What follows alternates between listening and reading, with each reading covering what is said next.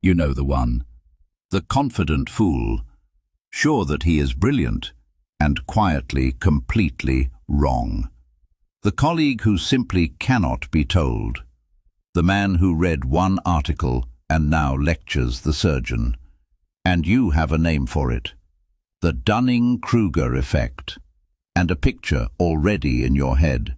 A mountain of overconfidence. A valley of despair. A long, wise climb up to mastery. Here is the first uncomfortable thing. Almost everything you just pictured is wrong. And the fact that you were so sure of it is the real experiment, running on you, right now. 1999. Two psychologists, Kruger and Dunning. Tests of humor, of logic, of grammar. They gave people a test, and then asked one simple question. How well do you think you just did? The people who scored at the very bottom guessed they had done better than roughly 2/3 of everyone. And the people at the very top quietly rated themselves a little lower than they truly were. The title of the paper said it plainly, unskilled and unaware of it. But the version you carry in your head got two things badly, revealingly wrong. Start with the deeper one. The lazy reading is, dumb people are too dumb to know it, said with a smirk about other people. That misses the real engine entirely, because the skill you would use to judge your answer is the very same skill that produces a good one. Grammar tells you which sentences are correct and whether yours is. Logic solves the problem and checks the solution. So when you lack the skill, you lose both things at once. You get the wrong answer, and you lose the one instrument that could tell you it is wrong. Picture the man with no ear for humor. He tells the joke. The room goes quiet, and he cannot hear why. The very sense that would catch the flatness is the sense he does not have. The deafness and the fault are one single organ. So incompetence is not simply failure. It is failure wearing the face of success. You are not just bad at the thing. You are bad in exactly the way that hides being bad from you. You cannot feel the shape of your own ignorance because the very thing that would let you feel it is the thing you are missing. And here is where the smirk should quietly die, because this is not a portrait of the village idiot.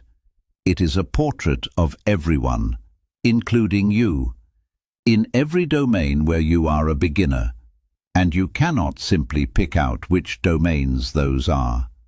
So let me make it uncomfortable. You believe you are an above-average driver. Nearly everyone does. They cannot all be right. You trust that you read people well, that you can spot a liar, that you won that argument online on the merits. The field you dabbled in for a single month and now, somehow, have firm opinions about. Each one a small, warm, unearned certainty. And here is the cruel part. You cannot tell the lit rooms from the dark ones. Where you are genuinely skilled, you can feel the edges of your knowledge. You know roughly how much you do not know. But where you are a novice, that very sense is exactly what is missing. So your ignorance feels from the inside precisely like understanding. So somewhere, right now, you are standing at the peak of unearned confidence about something. And by the very definition of the trap, you cannot feel which thing it is. And notice something quietly. You can see this exact flaw operating in everyone around you. That ease is itself the tell. The one mind it stays invisible in is the very one you are using to look. Now, the second thing your version got wrong, and it is a beautiful irony, that famous chart, the mountain of confidence, the valley of despair, Dunning and Kruger never drew it. The internet bolted it on later.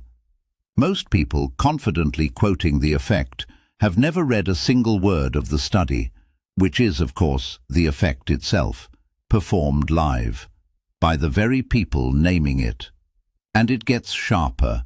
A wave of researchers went back to the data and found that much of the classic result is a statistical mirage. Give people a bounded test and ask them to rank themselves against the rest. The person at the very bottom can only guess too high. There is no lower left to go, and the person at the very top can only guess too low. The pattern appears before anyone is even unaware of anything. In fact, feed pure random numbers into the very same method, and the Dunning-Kruger curve rises up out of the noise anyway, out of nothing, out of dice. And even the tidy half, the experts underestimate themselves, turned out softer than the story. They did not think that they were bad.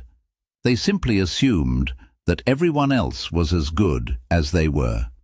So, is the whole effect fake? Here is the twist you did not see coming.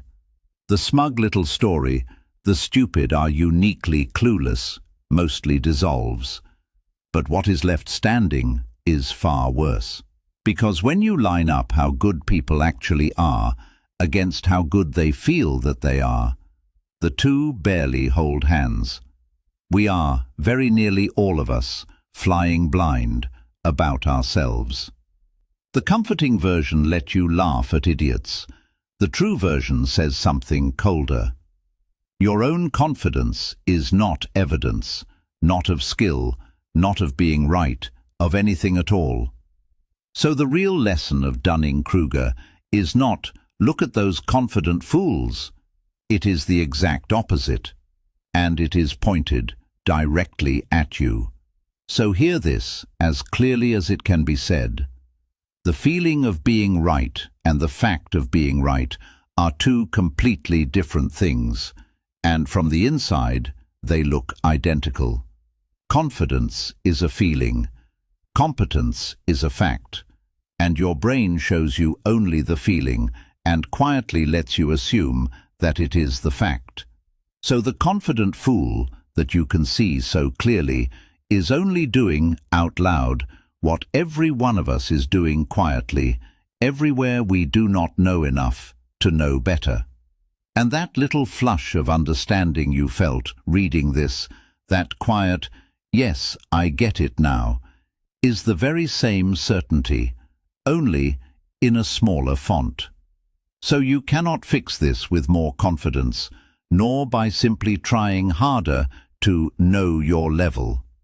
The whole problem is that the meter is broken in exactly the place you need to read it. So the only real tools all point outward, away from the feeling. Trust reality over your sense of yourself. The test, the result, the outcome you cannot argue with. Reality does not care how sure you feel. Trust other people's eyes, especially the ones who will tell you that you are wrong, because they can see the ignorance that you yourself structurally cannot. And build one quiet habit. Before you are certain, say out loud what you expect to happen. Then let reality answer, and keep the score. A feeling can never be checked. A prediction can. And treat certainty itself as a yellow light, never a green one. The more obvious a thing feels, the less often you have truly examined it. The strongest sign you stand on that peak is the total absence of the feeling that you might. This is not a call to doubt everything into paralysis. It is simply to hold your certainty a little more loosely, precisely where it feels least necessary to.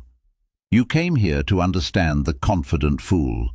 Leave knowing there is exactly one place you will never be able to see him clearly. The one place he actually lives. See what people hide, even from themselves.